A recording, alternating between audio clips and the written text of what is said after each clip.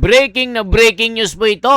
Nako, magugulat ang mga bobolista, mga tangalista, at mga tagasunod ni Dayunyor. Mga kababayan, Senador Marcoleta, lumaya na! Hala ka! Nandito na sa Net 25. May pasabog matindi ito. Umalingaw-ngaw sa buong mundo, mga kababayan ko. Sa unang pagkakataon, masisilayan natin si Senador Marcoleta dito sa programa ng Saganang Mamamayan. Ang pasabog, yayariin na ang mga bendalo, lumaya na di umano. So dito mga kababayan, si Caro Dante dumating po. Naku po mga kababayan, kasabay po ng paglaya ni Bong Revilla. Si Senador Marcoleta biglang lumaya. Halaka, ni-release na po ito. Ito po ang pasabog talaga.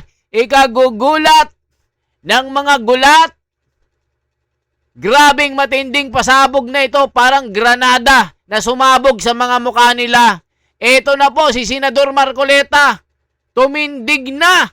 Totoo kaya ito ang pasabog ng Net 25? Ito po mga kababayan, panoorin po natin ang makapanindig balahibo. Ito na. Ay patuloy pong patibayin ang tali na itinali sa inyo. Yan. Ito na. Okay na, Nelson? Andiyan na ba? Dumating na si Sen? Ayun na po. Ito na. Papasukin na ba natin, Nelson? Hala ka, Oh, dumating ay, na. Nakakamiss kay San eh. Oo nga, marami yung nakakamiss kay Sen Marcoleta at ganyan po. Pero ang pinakiusap pala, Nelson, ang sabi daw po ay inutusan siya ng Sandigan Bayan, wag na munang magsalita. Wag na munang magpaliwanag. Anong gagawin niya? Ano lang muna, kakaway lang muna Kakaway sa ating lang? palatuntunan. Naku, kumaway na. Kasi daw baka mamaya kung ano pa masabi at magamit pa laban sa kanya ng, siyempre, alam mo, di ba? Nakabantay pa naman lagi ang ombudsman sa ating palatuntunan. Oo. Kaya yun po, sa dami po ng mga naghahanap kay Senador Dante Marcoleta. Oo. Nakaabang na daw yung Dorm 6 at 7. Hala ka, dumating na. Mauna ng ka-Norbing del Rosario. Ito na mga kababayan ko. Ako excited ako na masilayang muli si Caro Dante Marcoleta. Dito, pasabog po ito. Mga kababayan, mga bobolis at tangalista. Manood kayo. Kasi nga naman, nirarakit na tayo ng administrasyon ni Dayunyor. Puro racket na, puro baha na tayo. Pero puro racket ang iniisip. So dito mga kababayan, kasabay ng paglabas, pansamantalang paglaya ni dating Senador Bong Revilla Jr. Talagang sumabay din ang paglaya ni Senador Marcoleta. Totoo kaya ito ang pasabog ng Net 25? Gugulatin tayo sa pasabog na ito. Ito po. Aba, oho. Ala ka. Abang sa'yo? Ito Meron na. din. Aba, si Dean Abby Espejo, nakaabang din. Pati si Dean Abby Espejo, nakaabang na kami sa inyong palatuntunan. Kamusta po kay Sen Dante Marcoleta? Ayan, nakatutok na pala sila ngayon. Salamat po ng marami. Ayan, okay na. Sa ito, lalayan mo nga si Sen, papasukin mo. At baka mamaya ay hindi na sana. Dito sa Pwede ilagay sa gitna wheelchair? Yan. Ayun! Yan. Grabe oh! Kakaway pa. Naku, may pasurpresang Net 25. Baka kunwari lang na karton ito mga kababayan ko. Naku po, ito po. Baka kunwari lang na karton, biglang si Senador Marcoleta nandyan pala sa programa ng Saganang Mamamayan. Yan. Huwag ka nang kumabay sa ito. Yan po. Yan na ba yun? Ayan, kita nyo naman, ang ganda ng pagkakangiti ni Sen, ano ha? Oo nga, no. Nako. Friday kasi ngayon. Dapat talaga kasama natin siya. Oo nga, no. Alalayan mo sa ito, baka tumumpas yan eh. Parang Ganda ng ngiti. pwede na nga, no. Di ba? Baka naka-alert na dun sa, hinahanap. Ha? Kumakaway. May dumating daw polis, ha? Oo, Nako, akala nandito talaga. akala nandyan pala. Ayan. Nako, ang dami nag-heart sa ating palatuntunan. Ayan, sinasabi natin. Ayan po, Nami-miss nyo na ba? Ayan, tingnan nyo na lang muna. Nami-miss si Senador Mar. Ayan, na green pa si Senador Mar. Ang ganda pa ng pagkakahalukip-kip, Di ba? Hindi. Request talaga ho ni Senador na ipakita yung larawan niya. Oo. Sinabi niya sa amin. Yan. Hindi dahil sa niloloko namin siya. Sabi niya, at least makita siya. Yan. Ano mga nakakamiss sa kanya. Lalo na, ang dami kasing gustong dumalaw dyan. Yun na nga. Hindi po pwede. Nakita mo, ang mga emoticons kayo sa atin ito, heart at saka nakatawa. Sila man ay masaya din eh. Oo naman, oo. Di ba? Ayan po. Kita mo, ang ganda ng pagkakangiti ni San Dante sa standee na yan, ha? Kakaway ba? Kaway ba uli? Oo. Kamay ni Saito yung nakikita ko eh. Ano ha? Talaga naman. Okay na siguro? Hindi, pinakiusap kasi din talaga niya. Siya mismo po. Siya po baka sabihin itong dalawa nito, nakakulong na nga yung Kung tao ano eh. ginagawa. Hindi po. Pinakiusap po ni San Dante na kung maaari ay maipakita man lamang yung kanyang standee siya nga kasi napakuha niyan ito. Tayo ho kasi ay pinalad na kahit ilang minuto ay makadalaw sa kanya kahapon, Nelson. Ano ha? At nakakwentuhan po natin ng Sen Dante Marcoleta, may kinalaman po sa kanya. Medyo kaawa-awa po yung kalagayan ng tao. Pero sabi niya, Jen, kailangan nating harapin ito sapagkat ito naman ay ito ang ating pinakikipaglaban. Yeah. Kung ano yung batas, susundin natin, kung ano sinasabi. At ganun din po naman, ay patuloy daw po ang kanyang pagpapaabot, Nelson, ng mataas na pagkilala at pagrespeto sa Sandigan Bayan. Malaki ang tiwala Opo. ni Sen Marcoleta sa Sandigan Bayan dahil nakita niya na yung kasong isinampa naman sa kanya, pinag-aralan din naman niya, no? Totoo. Na wala talagang basihan. So sa kanyang pananaw, hindi niya kailangan magtago, hindi niya kailangan hindi sumunod sa proseso ng batas. Dahil sa tingin niya, ay kung ipapatupad ng Sandigan Bayan at yun naman yung kanyang iniisip na magiging patas ang Sandigan Bayan sa pagpapairal ng batas, mapapawalang sala siya sa takdang panahon. Yun na nga po. Kaya siya mismo ang pumunta doon sa Sandigan Bayan at isinuko ang kanyang sarili. Di ba? Yes. Humarap pa po siya sa pagdinig at sinabing, yun po ang nangyari. Again, ang kanya pong, ang maging palatuntunan ito, Nelson, ang atin din pong pagsaludo at pagkilala sa Sandigan Bayan. At maaaring makita sa darating na pagkakataon, darating na mga araw, ang kasong ito ay talagang mukhang gawa-gawa lamang laban po kay Senador Dante Marcoleta. Walang masyadong matayan. Puntahan na natin ngayon, Nelson. Yung sinasabi natin kanina, Yan munang bawal. yung muna, kasi yun nga, ang pagtanggap ng regalo, kung ikaw ay nakaupo, no, incumbent official ka, halal man o appointee, o kaya talaga ka sa tanggapan, meron talagang ipinagbabawal na pagtanggap ng regalo. Yes. Pabor, o kaya, anong tawag doon? O anumang mga pakinabang. Yeah. Ano bang nakalagay? Ano ba yung mga regalo na yon na ipinagbabawal, Nelson? Hindi kasi sa isinampang kasos kay Senador Marcoleta, yung plunder law, kasi plunder ang ipinail na isang kaso, di ba? Yes, oho. Ang nakalagay doon, Jen, ay bawal na tumanggap ng... ang ginamit kasi dito, yung gift, no? Oo. Yung kanyang campaign donation ay inilagay nila, winari nila na ito ay isang forma o isang uri ng regalo na tinanggap mo bilang incumbent, congressman ng panahon na yon, na ipinagbabawal. At dahil sa ito ay lumagpas sa threshold na 50 million para maging plunder, Sinuma. ipinasok nila sa plunder. Yes. Sa kabuuan ay 75 million. 75 million. Okay. Ang sabi dito ay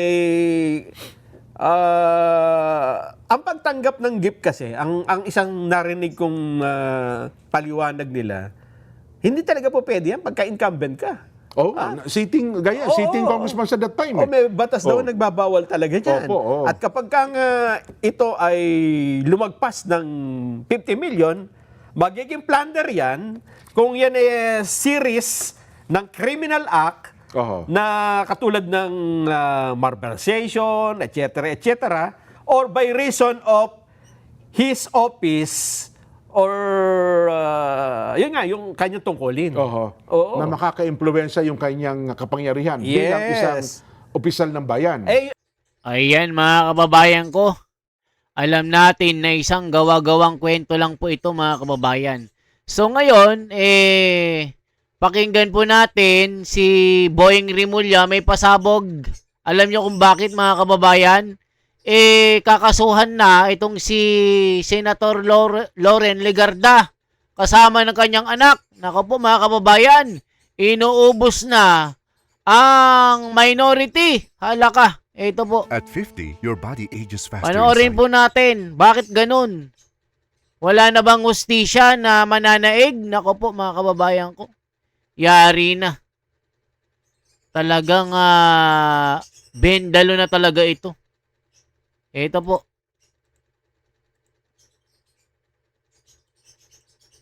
Lalabas ang katotohanan.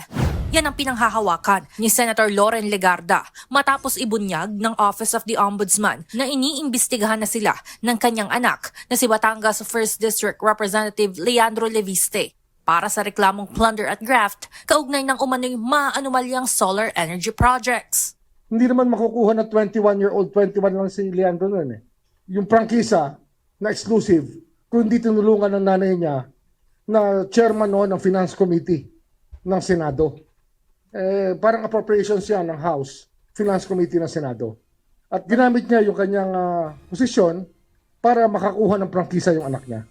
Ayon sa senadora, sa buong karera niya sa politika, pinangalagaan niya ang kanyang integridad. Kaya naman ang mga aligasyong ibinabato umano sa kanila ay hindi makatarungan. Wala pa silang natatanggap na opisyal na komunikasyon mula sa Office of the Ombudsman.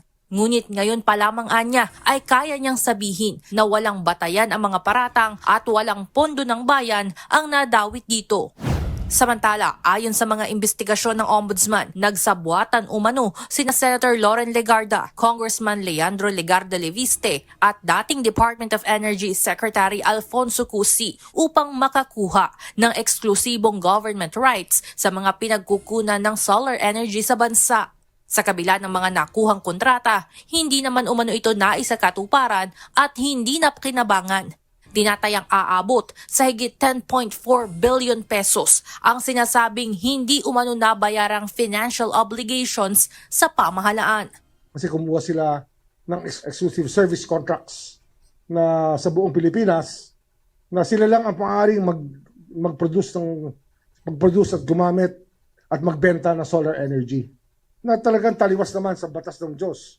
Kasi ang araw para sa lahat ng tao, sila ngayon parang sila ang naging nagmamay-ari ng araw, ng power ng araw.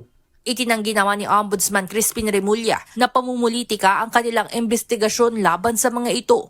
Anya, sa katunayan, Nobyembre noong nakaraang taon pa niya pinapasilip ang issue. Ngunit nitong January 2026 lamang nabuksan ang fact-finding investigation dahil sa iba pang kasong hawak ng tanggapan gaya ng flood control scandal.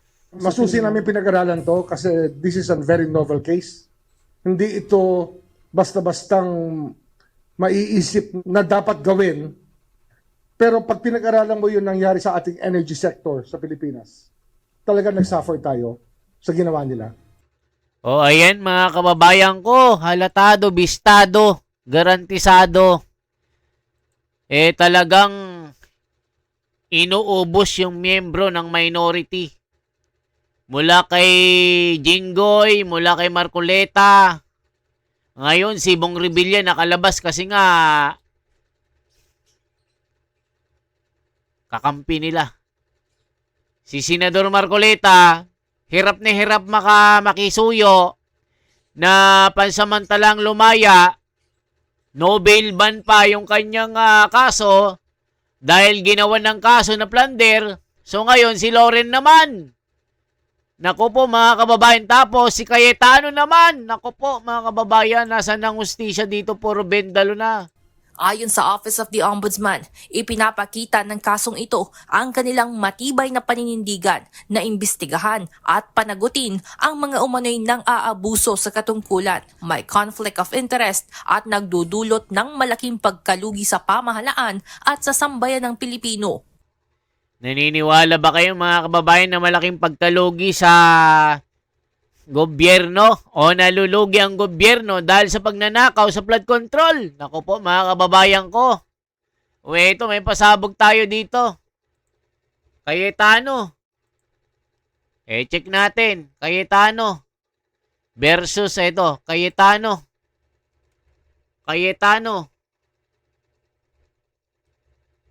versus Lacson. Bilyonaryo. Check nga natin anong nangyari. News. Ito po mga kababayan, panoorin po natin. Talagang matindi ang sigalot na ito.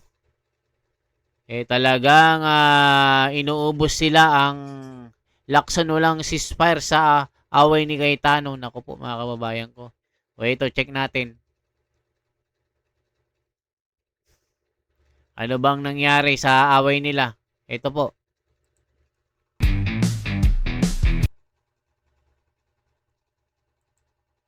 Talagang minority yung kanilang binibira. Talagang para hindi makalusot si Sara, lahat po ng miyembro ng minority ginigipit. Nasa Office of the Ombudsman na raw ang mga resibo sa mga umano'y maanumalyang proyekto sa baluarte ni Senador Alan Peter Cayetano. Ayon kay Senator Panfilo Lacson, patong-patong na kaso ang posibleng harapin ng mga sangkot dito. Yan ang agenda report ni Dexter Ganibe. Isinamiti na ni Senator Panfilo Lacson sa Office of the Ombudsman ang mga nakalap niyang ebidensya kaugnay ng mga umano'y questionable infra projects sa Taguig City. Sa kanyang post sa X, sinabi niyang ang mga ebidensyang nakalap ay mula sa mga government website at ilan sa mga pinagkakatiwalaan niyang source. Nasisipat daw niya ang mga posibleng kaso ng plunder, malversation at paglabag sa Anti-Graft and Corrupt Practices Act o RA number 3019. O, kita nyo? Talagang politika ang motibo ni Ping Lacson. Nakalimutan na yung flood control issue na bilyon-bilyon, trilyon-trilyon na nawala. Yung kanyang mga kakampi, hindi niya iniimbestigahan. Basta minority, pag hindi kasama, gipitin, arestuhin at gawan ng kaso, halaka. Welcome naman para kay Senate Minority Leader Alan Peter Cayetano ang hakbang na ginawa ni Senator Lacson. Ang ikinagulat lang daw niya ay nang ikumpara ang Taguig sa nangyari sa Bulacan.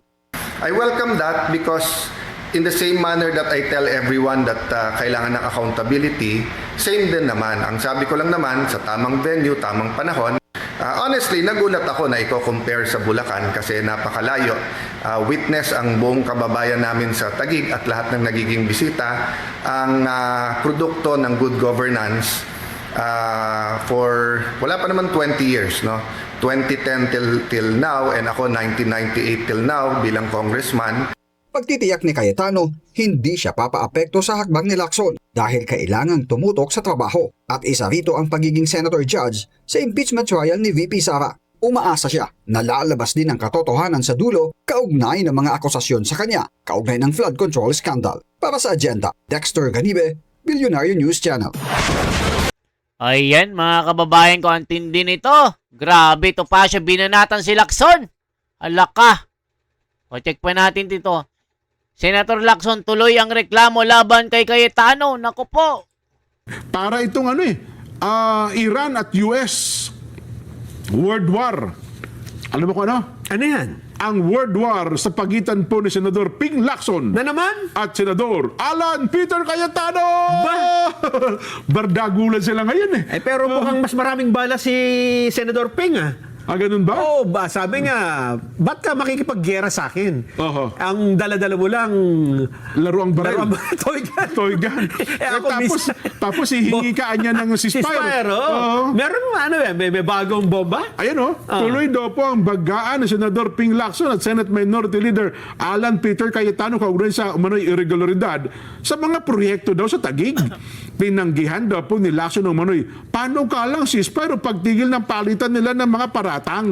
Giit niya, ipagpapatuloy daw po niyang pagkasampan ng reklamo sa Office of the Ombudsman. Nagpadala na po siya ng mga ebidensya daw kahapon At ang paglalantad daw po ng mga ebidensya sa nakatakdang investigasyon ng Senate Blue Ribbon Committee. Naku, nagpatawag na agad, no? Pero hindi na yung may kinalaman sa sa 18 former soldier. Dito mga kababayan, tila kakalimutan na ni Ping Lacson itong flood control issue. So, ang tumbok na Taguig. Tapos itong mga 18 Marines at si Baligod, may warrant of arrest na rin at kusa na pong sumuko ito. So ano nang mangyayari? Siyempre, kanila ang Ombudsman, NBI, Kapulisan, PNP, Armed Forces of the Philippines. Ano pong makikita, ano pong mahihita ng Pilipino na equal rights ng pagtingin ng batas? Kay Marcoleta nga na napakatino na, nakulong pa. O ngayon, target nila si Cayetano. Wala nang hustisya. Halaka! Ang iimbestigahan na yata ay yung sa bahagi ng Taguig. Nauna na po sinabi ni Lacson na nagsumite na siya ng dokumentong naglalaman-umano ng ebidensya ng doble-dobling pagsingil at iba pang irregularidad sa ilang infrastructure project sa Taguig. Maaari umanong maging batayan ng mga ito ng mga kasong graft, plunder at iba pang mga paglabag sa batas. Sa bahagi naman, Nelson, ni Cayetano, ito naman, nasagot naman. Yan na, may sagutan. Sumagot naman si Cayetano. Anong ceasefire? Hindi ako humihingi ng tigil putukan sa iyo, ha? Bakbakan na. Oo, yan. Hindi ako humihiling ng ceasefire. Ayon po kay Senator Cayetano, hindi niya binanggit ang salitang ito at handa siyang harapin ang anumang investigasyon basta ito ay maging patas. Iginit din po ni Cayetano na walang nalalamang malaking irregularidad sa mga proyekto sa Taguig at hinihikayat daw po ang publiko na hayaan ang mga kinaukulang ahensya tumukoy kung may naganap nga bang paglabag.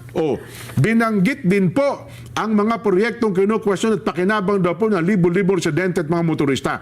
Kaya hindi niya dapat maantala mga ito ng walang sapat na batayan. Pero nanindigan doon si Lacson, Nelson. Sabagot namang kabila. Sagutan, sagutan talaga, no? Lehitimo ang pinagbuno ng kanyang yaman matapos itong questionin ng bigla ang paglaki ng kanyang net worth.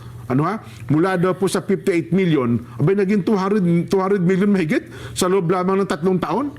Nung nagkataon pa na wala siya sa Senado. Ayun nga, Diba? Ayon sa Senador, nagbula ito sa lehitimong negosyo at real estate transactions nang wala siya sa Senado. 3 taon ako nagpahingi. Kumita siya ng 200 milyon. Patuloy po ang palitan ng paratang habang hinihintay ang pagdinig ng Senate Blue Ribbon Committee sa mga inakusang irregularidad sa mga proyektong pampubliko. Ayan, mga kababayan ko, naniniwala kayo. In the span of 3 years or 2 years, meron kang kikitain na 200 million sa negosyo. Grabe! Yan ang sinasabi natin, mga kababayan. Batuhan ng putik. Pero ngayon, mga kababayan, ay dahil nga walang kakampi sila Marcoleta, sila Cayetano, sila Loren. Hawak lahat ni Dayunyor yung mga makinarya. Lahat ng kapangyarihan nasa kanila. Ilista na. Alam natin na puro bendalo ang mangyayari. Mula kay Tatay Digong, sa kanyang pagkakidnap sa Dahig, hanggang ngayon, nagdurusa ang taong bayan, puro racket-racket na ang nangyayari. Anong masasabi niyo po dito? For transparency, for a better democracy, shout out sa inyong lahat. Ma'am Mirna Aura, salamat po sa donation nyo. Lagi po itong nagbibigay ng donation. Ito po yung kanyang dinonate, mga kababayan ko. Ma'am Mirna Aura, 320 yen, super thanks. Shout out po sa iyo, Ma'am Mirna. Ma'am Lok Isip, ayan yung tumutulong sa akin sa ETA community, sa bundok, sa Tarlac. Okay, at sa lahat po ng mga tumutulong po sa akin, mabuhay po. Kay Sir Gaspar Beltran, kay Ma'am Imelda Facon, at sa lahat po ng mga sumusubaybay po sa atin. Salamat po sa buong mundo, mga kapatiran. Mabuhay po. I-like at i-share ang video ito. Salamat.